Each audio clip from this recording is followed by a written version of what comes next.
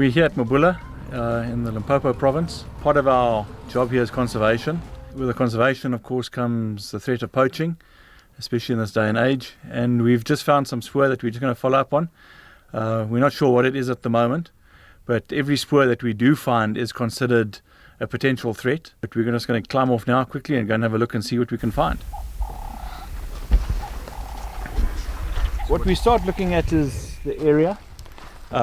We look for spoor, the number of spoor that we're going to try and find. If there's more than one, then we're going to start looking a bit.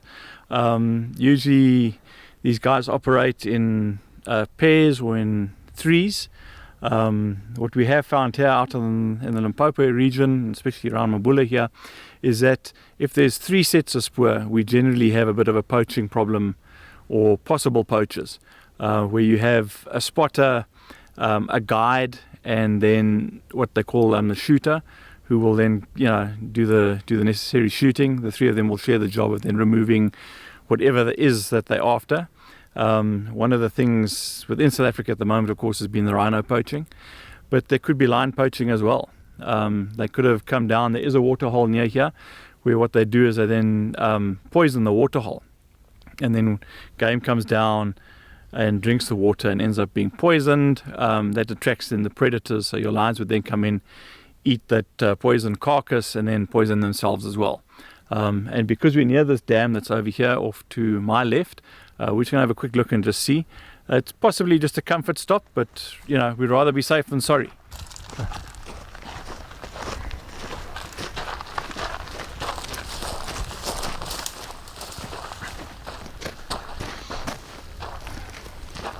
So yeah, so far we've got 1 set of spoor here. Seems to be a fairly flat sole that we're looking at. These guys use whatever kind of shoe they get their hands onto. What we have seen here is where the guys will actually change their shoe or run around with shoes on, and then suddenly somewhere stop, take the shoes off and run around in socks. So the shoe pattern disappears, and then you spend 5 to 10 minutes then having to check around to see where the spoor goes. Then further on they take the socks off and they're running barefoot. So the whole time with poaching is we're always on the back foot. So we need to start thinking ahead as to looking at a direction that they're going to be going to, and then hopefully leapfrogging ahead with teams that we do have. We have an anti-poaching team here on Mabula that we can leapfrog ahead with the team and then just let them get up there.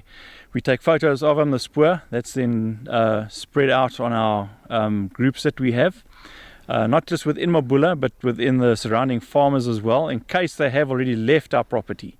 The surrounding farmers are then able to identify the spoor and say, yes, listen, they have exited, we've found spoor coming across our properties, and that's what we do. We'll just carry on here a bit and we'll just have a look and see. Okay, you'll see that the spoor has gone over a recent cart track, so this is fairly fresh. Possibly just a game drive, we're still not sure at the moment. We've only got the 1 set. We just starting to cast around here a bit.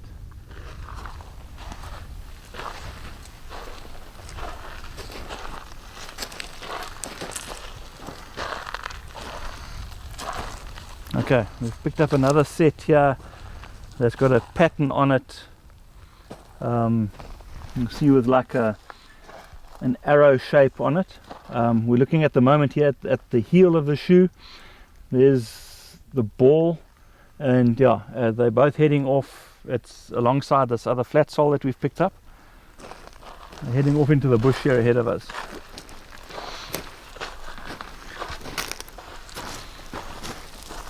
What are the chances of being confronted by the poachers? There's always a chance of being confronted by a poacher, always.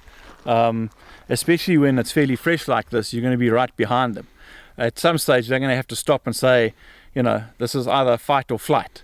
And they've already done the flight part. They've gotten to the stage now where when you're closing in on them, that they're now going to have to turn around and fight. So there is that chance, very good chance of it happening. It doesn't matter where you are, unless the spoor is old and you a good couple of hours behind them. But like with this at the moment, it's fairly fresh, so there's a chance that we will encounter. We'll just carry on ahead here and just have a look and see where it goes to. How can you tell if a spoor is fresh or older? You start to look at the shape of the spoor, especially the edges of the spoor. They're fairly sharp when it's fresh like this. There is a bit of a wind blowing, so with the wind as well, you then start to get fine dust that'll start to fall into the spoor. You also have leaves that would blow in type thing. This one, you can see the spoor is stood on top of the leaves that are down here. So this is fairly fresh. This guy or person hasn't been here less than probably about an hour ago. It's still very crisp. The leaves have been trodden on. You can see how the leaf here has been pushed in under the sand, and that's what we look at. It's just the freshness. You then also start to look, especially in the early mornings, if we pick it up in the morning, is your nocturnal insects and maybe animals that have walked. And we then have a look. One of the things that we do know is that certain insects, like the antlion larvae, only move around in the early mornings. So if there's an antlion track going over that spoor, we then know that we're at least probably a good couple of hours behind. Sometimes it could be an hour, but sometimes it's more than that. So that's what we look at as well. You've got to take the climate, the weather conditions into consideration. Wind, if you have a heavy wind like we had last week, spoor disappears within an hour. It looks like it's an old spoor, and you've then got to now decide what is and you keep on following. Somewhere along the line, something's going to give a hint as to what we are able to find. It might be a broken piece of grass. It could be a branch on a tree. When I say a tree, on a bush that's actually bent and broken. You might find the grass is lying in a certain direction. If you look up ahead and you see the grass is heading, or it's lying flat ahead of you, chances are it's that person that's walked through there. You go up and have a look at that as well. If we have a look out just here into the sun, unfortunately, we can see where an animal has walked through here. And this is going to be very similar to what would happen is if we were following somebody now through the bush. We'd have this grass having pushed forward. So those are some of the things that we consider when we're looking at spoor and a possible incursion.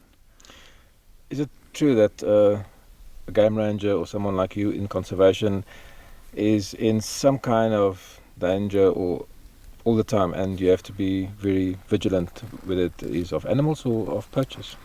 You always got to be vigilant, but you also have to have a respect for the environment that you're in.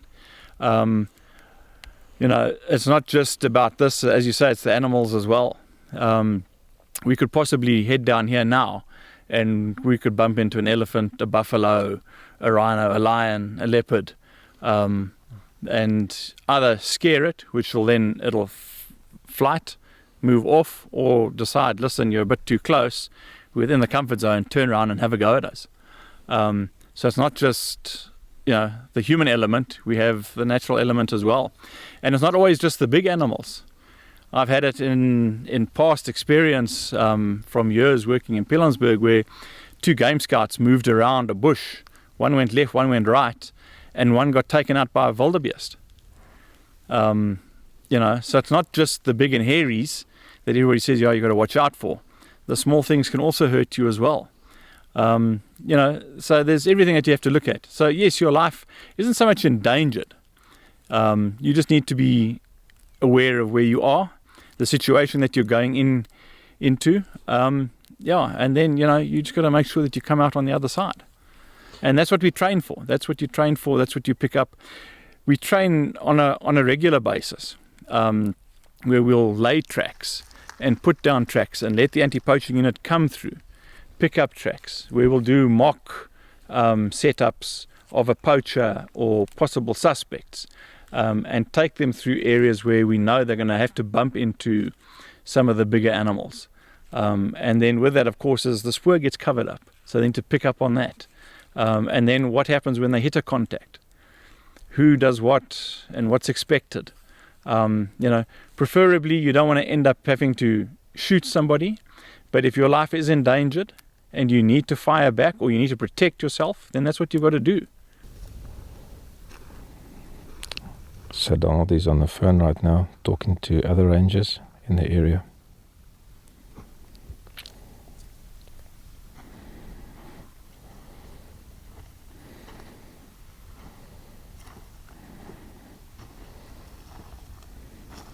Okay, not a problem. Thanks. Yeah, we will do. Thank you. Okay, I've just spoken to our security officer. He's managed in the meantime to find out from guides and that on the reserve if anybody had climbed off a vehicle here. And yes, the guide and the guest had climbed off. They'd been looking at some birds, and a bird had flown down into the ravine here, and they wanted to follow up on it. And yeah, unfortunately, but this is what happens. Sometimes the guides just don't let us know that they have climbed off a vehicle, and yeah, somebody else comes along, they pick up the spoor, and you know, they're not willing to follow it, so they call us, we come out, we follow up. So yeah, luckily for us at the moment, nothing to worry about, just an innocent mistake. Somebody's climbed off and just enjoying nature.